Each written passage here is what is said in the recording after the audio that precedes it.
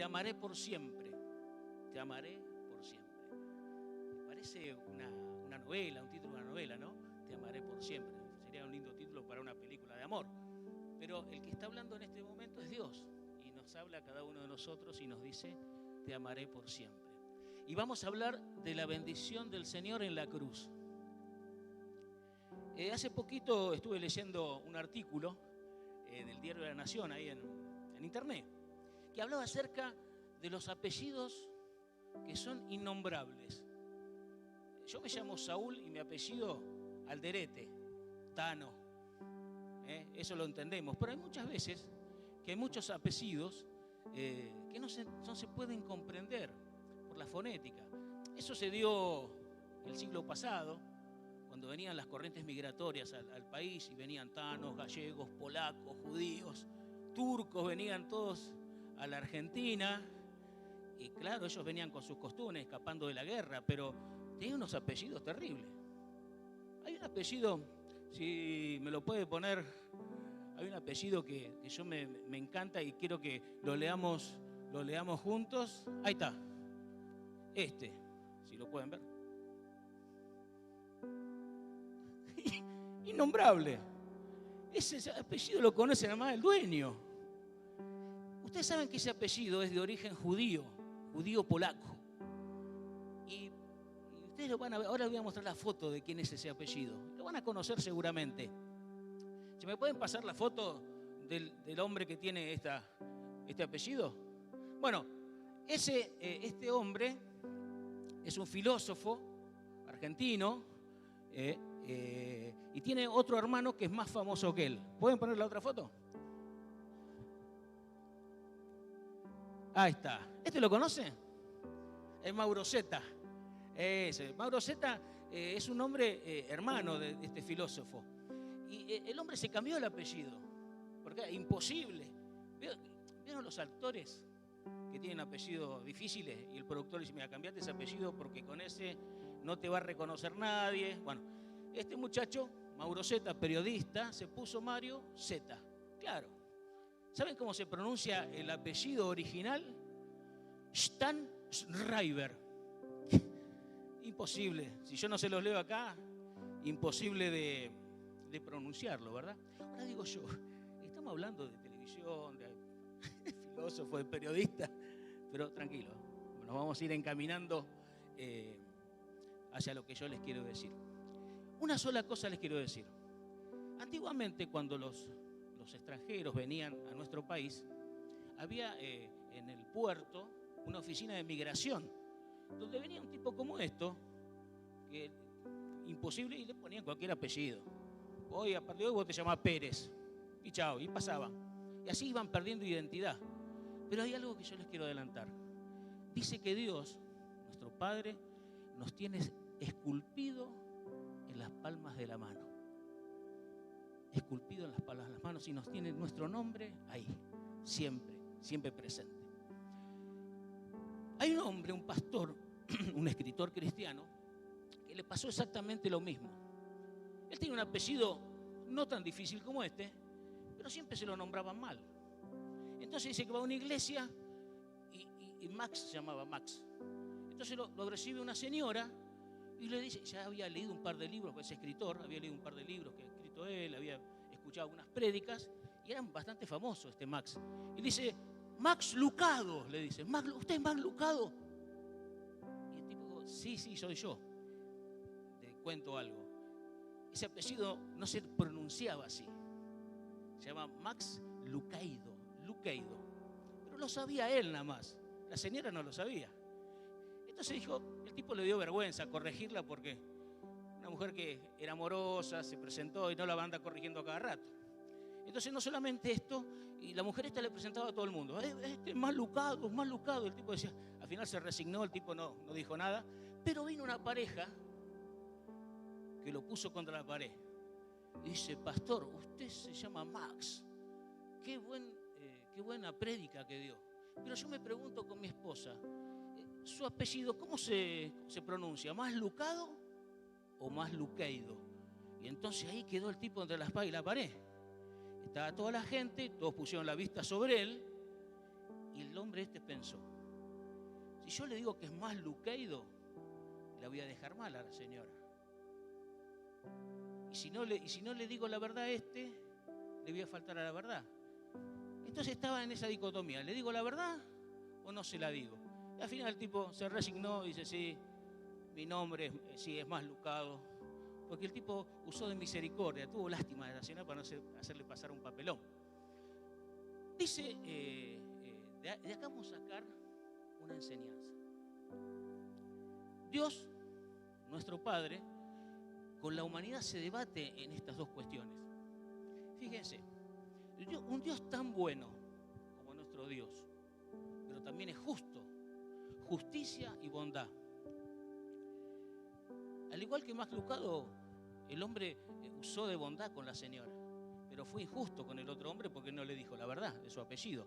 Entonces Dios, en un ejemplo mucho más grande, obviamente, se debate con la humanidad con esto. El hombre, Dios lo ama, pero tiene que ser justo. Si Dios es un Dios tan bueno y pasa por alto nuestras faltas, esa es una perspectiva. La otra, Dios es un Dios tan bueno y castiga al pecador. Y muchas veces nos enseñan, yo antes de conocer la palabra de Dios, antes de conocer a Cristo, yo pensaba que Dios era un ente que estaba allá arriba y miraba las acciones de sus criaturas. Entonces cuando uno metía la pata, ¡tac!, le daba un latigazo, ¡sac!, ahí. Entonces uno le tenía miedo a Dios. Pero esas son las perspectivas del hombre, el castigo o pasar por alto. Hay una tercera perspectiva, que es la perspectiva de Dios. ¿Y saben cómo se llama? La cruz de Cristo. La cruz de Cristo. La cruz. Qué nombre tan valioso para nosotros, ¿verdad? Como cristianos. Y la cruz la vemos siempre en todos lados. Uno va caminando por la calle, arriba una capilla, una iglesia, una cruz. Va a veces a hacer un trámite en una comisaría, póngale, una cruz. Va al hospital, una cruz. Va al cementerio, una cruz esculpida en madera, en piedra, en las tumbas. Qué paradójico es esto, porque el símbolo del cristianismo es la cruz. Y la cruz, si nosotros vamos a analizar un poquito esta palabra, la cruz era un elemento de tortura, un elemento que usaban los países invasores de la antigüedad para poder torturar a sus condenados a muerte. De hecho, el Señor murió en una cruz. A ver, otras religiones tienen símbolos más simpáticos, ¿verdad? Ahora yo les voy a mostrar a los chicos, si me ponen esta foto de otras religiones. Fíjense, a ver. Ahí está. El de arriba, esa luna roja, es el símbolo del Islam, que es la luna con cuarto creciente con la estrellita. En la punta esta es el símbolo del judaísmo, la estrella de David. Tenemos acá, que yo no lo conocía, esta, que estuve viendo, es el símbolo del budismo, que está la flor de loto. Pero nosotros tenemos la cruz, un elemento de tortura. Es terrible. Es como si nosotros, por ejemplo, nos colgáramos en una cadenita una guillotina. O por ahí, no sé, un revólver. O una foto con un pelotón de fusilamiento. Pero la cruz, muchos la usan, y a veces vanamente. No saben el significado como yo no lo sabía. Muchos lo usan para orar, para cerrar sus oraciones. Y hay otros, fíjense, díganme si no tengo razón. Ahora que viene el Mundial este año, ¿qué pasa cuando en el entretiempo sale un jugador y entra otro? ¿Qué hace el tipo? No sabe ni lo que es, pero el tipo hace la señal de la cruz. ¿Sabrá realmente lo que significa la señal de la cruz? ¿O simplemente la gente lo usa como algo que te da suerte, ¿no? Como algo cabalístico. ¿Pero qué significa la cruz para nosotros? Para los cristianos. La cruz es el símbolo del amor de Dios, del amor de Dios. Cuando el Señor Dios, ¿verdad?, pone como esta alternativa a la cruz, es para salvar al hombre del pecado.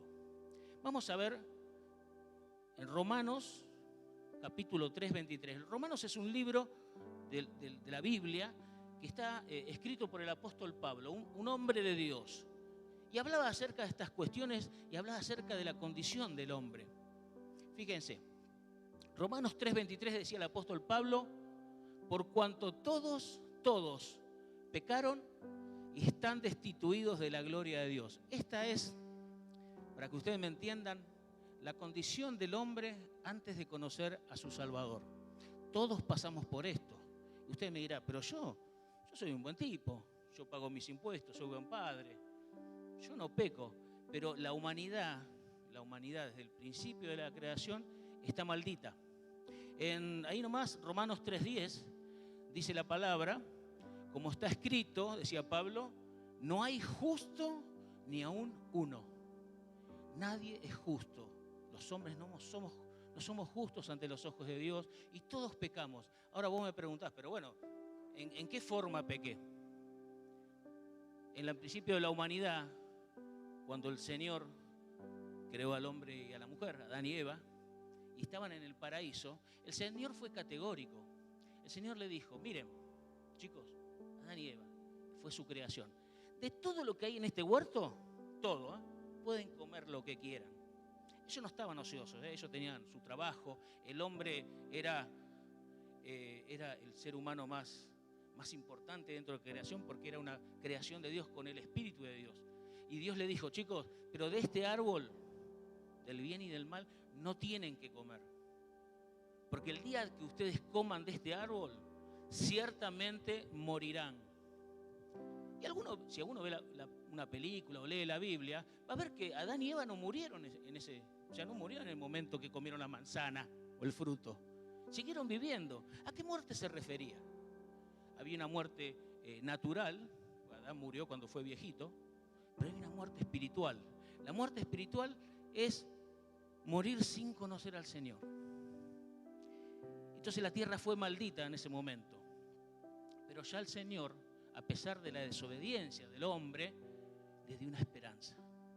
Se dirigió a la mujer y le dijo: yo pondré enemistad entre tu simiente y la serpiente, y tú le aplastarás la cabeza. Esa fue una profecía, la primera profecía de la llegada del Mesías, del Hijo de Dios, de Jesús, que con el cumplimiento de los tiempos nació de una mujer, de María. Se crió como un ser humano. Dios bajó a la categoría de hombre y fue criado por José y María. Pero ¿por qué la cruz? ¿Por qué la cruz? La cruz está compuesta por dos maderos, uno horizontal, para que ustedes visualicen, pónganse, vean en Brasil el Cristo Redentor, que es muy famoso, que está en la montaña, el Pan de Azúcar creo que es. ¿Cómo es la estatua?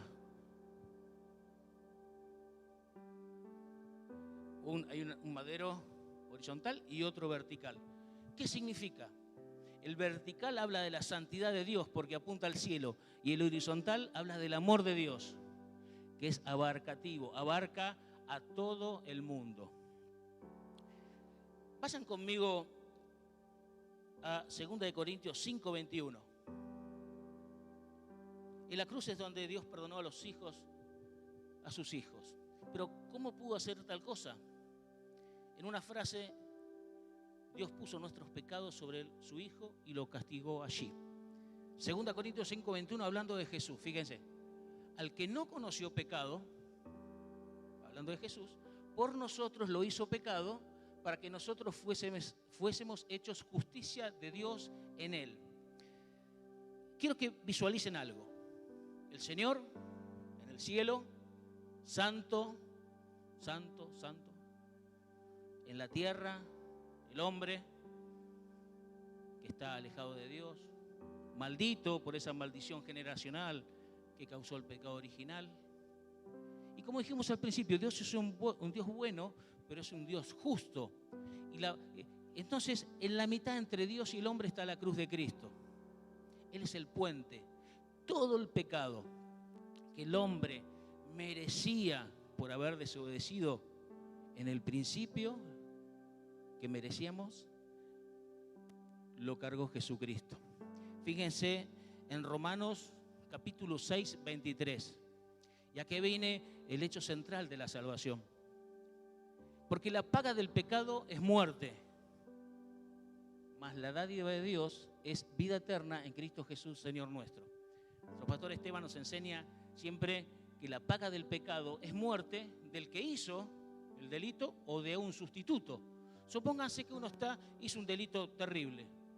El juez te condena, cadena perpetua. Pero hay un sustituto que dice, no, señor, yo voy a poner en juego mi libertad y voy a pagar la condena que merece acá este señor Saúl Alderete y voy a estar en su lugar. Eso es. Romanos 6, 23. Entonces Dios puso en la cruz todo el castigo, porque Dios es un Dios justo, que merecía la humanidad para redimirla, y cargó todo el pecado en los hombros de Jesús. Horas antes de Jesús entrar en la cruz, y casualmente viene el comentario viene porque la semana pasada celebramos las Pascuas, donde Cristo fue crucificado, murió y resucitó al tercer día. Minutos antes, horas antes de que Jesús se entregue, porque Jesús se entregó a la cruz del Calvario por nuestros pecados, el Señor estaba orando en un monte y decía, Señor, pasa de mí esta copa, pero no se haga mi voluntad sino la tuya. ¿Qué le estaba queriendo decir el Señor? Él sabía lo que le iba a pasar, sabía que Dios iba a poner, a pesar de que su único hijo, sin pecado, iba a pagar el precio de nuestras culpas y iba a redimir a la humanidad del pecado, de la maldición, llegó adelante su voluntad. El Señor sus sentimientos estaban muy a flor de piel, pero dijo, no se haga tu voluntad, mi voluntad, sino la tuya.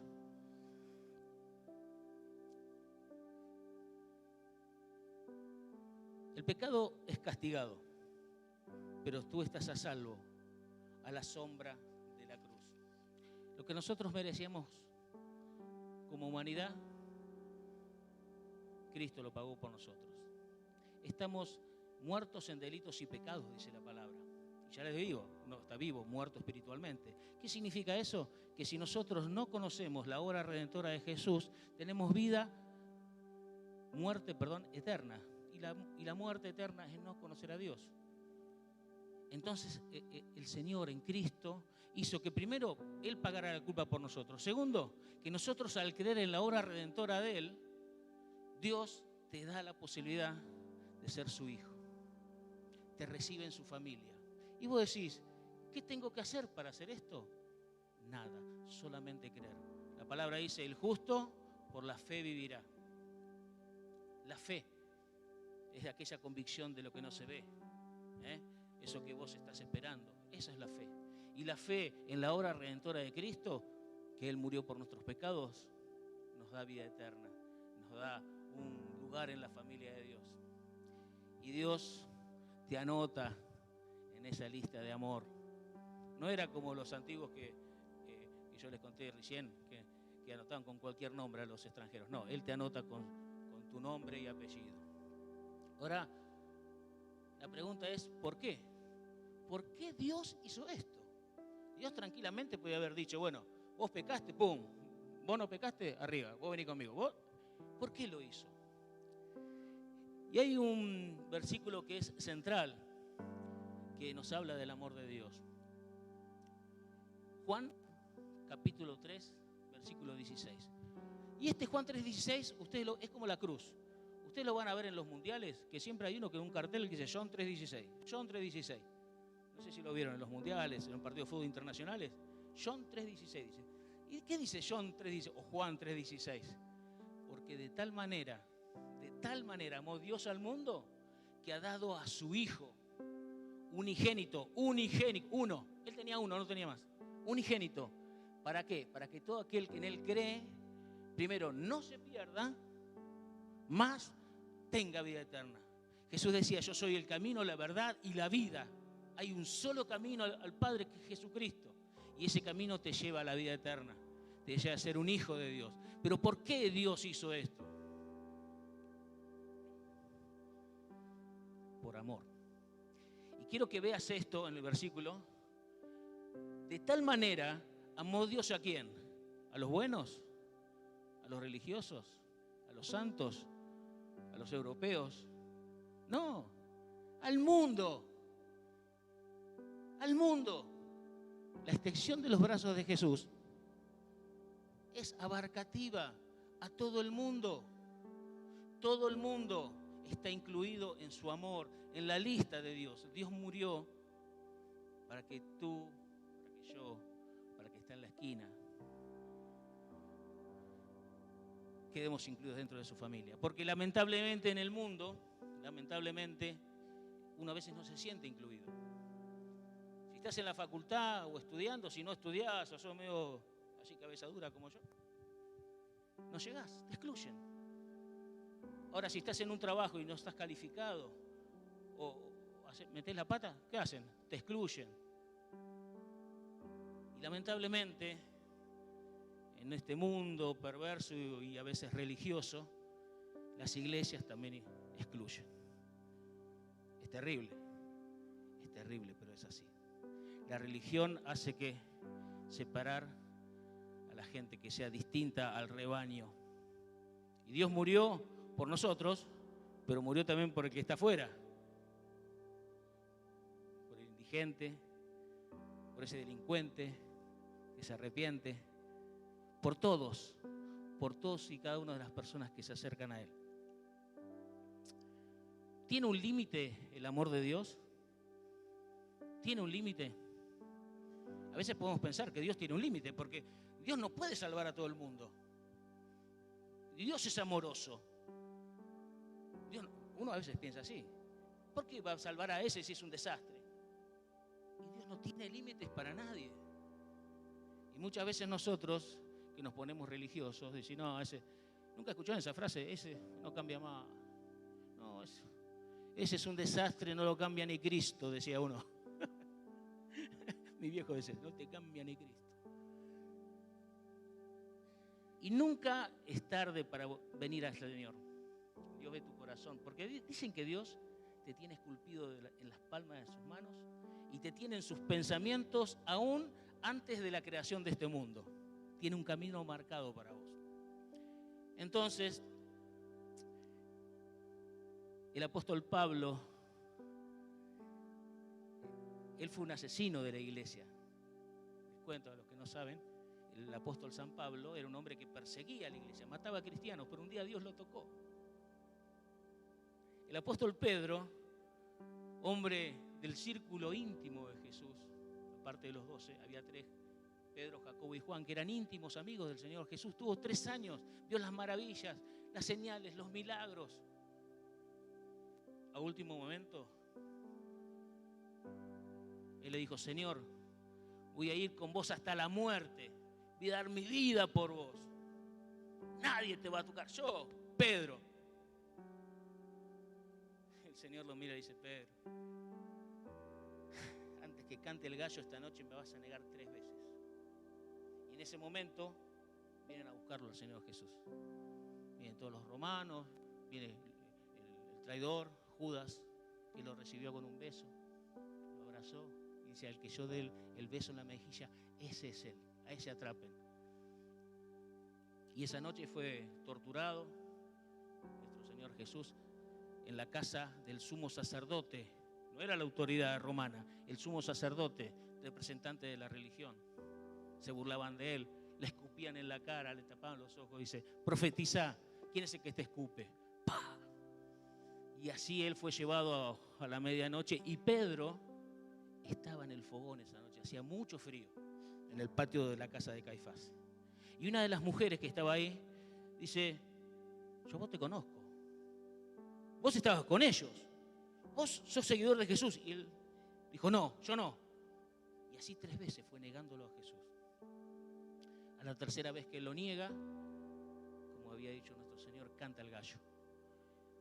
Y el Señor Jesús sale encadenado, lo iban a llevar al pretorio donde estaban los soldados y cruzan miradas. Y Pedro lo miró a los ojos al Señor. El Señor lo miró con amor. Pero él se sintió esa noche amargamente lloró. Porque vio que lo traicionó a su amigo.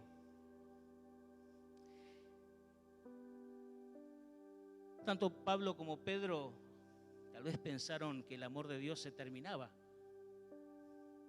Se terminaba. Pero no. Con el tiempo, si ustedes leen la palabra y escuchan, que no vamos a tocar ahora, ellos fueron grandes hombres de Dios. ¿Qué te quiero decir con esto?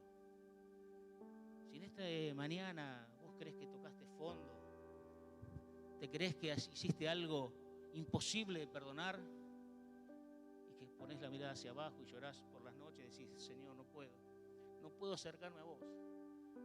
Sería un cara dura si voy a una iglesia y te quiero conocer, porque pasan esos sentimientos por el corazón de la gente, te lo digo por experiencia.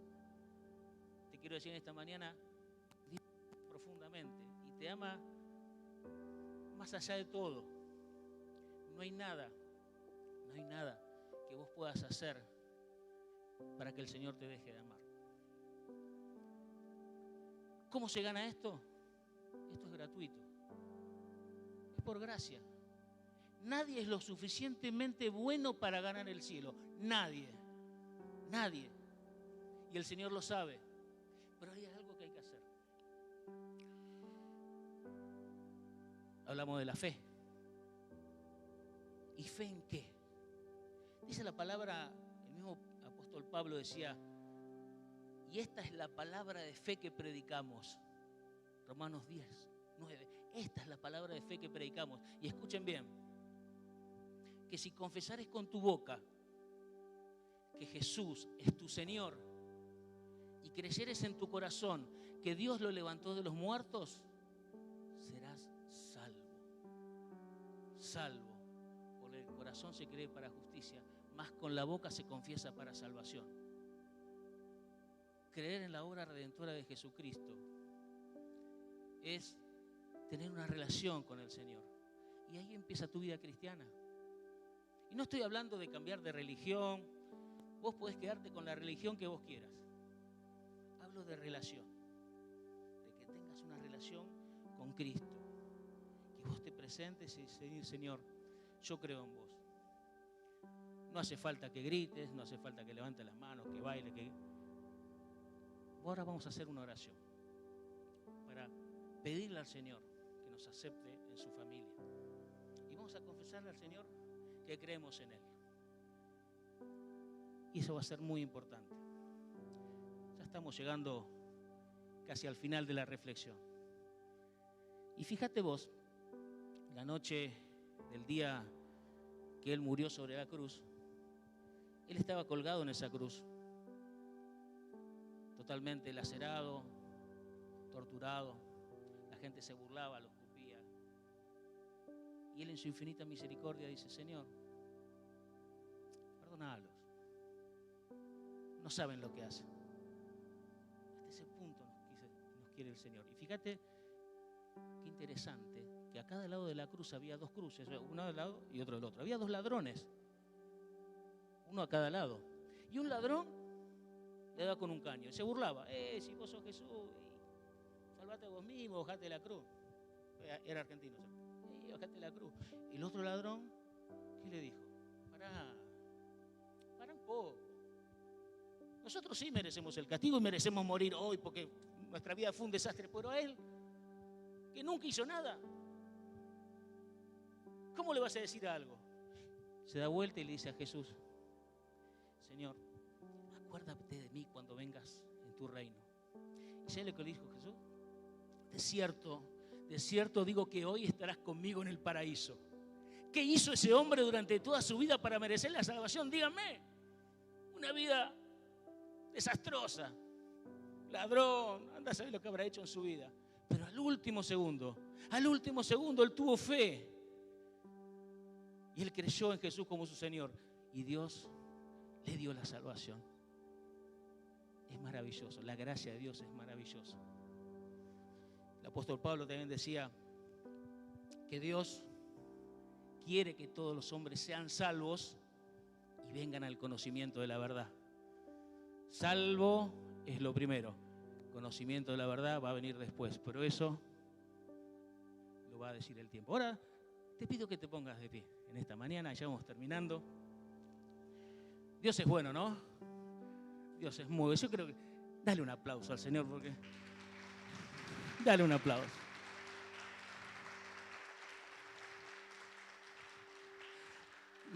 Y en esta mañana, y ya con esto terminamos, vamos a orar, o a rezar, o a hablar con Dios, como ustedes quieran llamarlo. Si ustedes quieren cerrar los ojos por una cuestión de, tal vez, de timidez, y en su corazón van a repetir estas palabras. Y lo que ya hemos hecho la confesión de fe, y hace años que estamos en el Evangelio y que somos ya creyentes, la vamos a repetir igual. Porque muchas veces nosotros nos olvidamos de estar a la sombra de la cruz. Y nos olvidamos, nosotros como creyentes viejos, nos olvidamos y a veces la chingamos, andamos por otros caminos. Volvámonos a la cruz. Dejemos todos nuestros problemas a la sombra de la cruz de Cristo. Eso para los que somos más viejitos. Pero los que nunca recibieron a Cristo, yo quisiera que cierren los ojos. Y vamos a hacer una oración. Señor, gracias, Señor. Gracias por esta mañana. Te necesitamos, Señor. Gracias, Padre, porque recién te conozco, Señor. Perdóname los pecados que hice antes de conocerte, Señor. Te reconozco como mi Señor y como Salvador personal de mi vida. Creo en la obra de nuestro Señor Jesús. Gracias, Señor. Gracias por anotar nuestros nombres en el libro de la vida. Por más que nuestros nombres sean difíciles de pronunciar, sean difíciles de leer, Señor, pero vos nos conoces bien. Señor, gracias por recibirme en tu familia. Y Señor, de ahora en más voy a caminar de tu mano y te voy a conocer día a día. En el nombre de Jesús. Amén. Y en esta mañana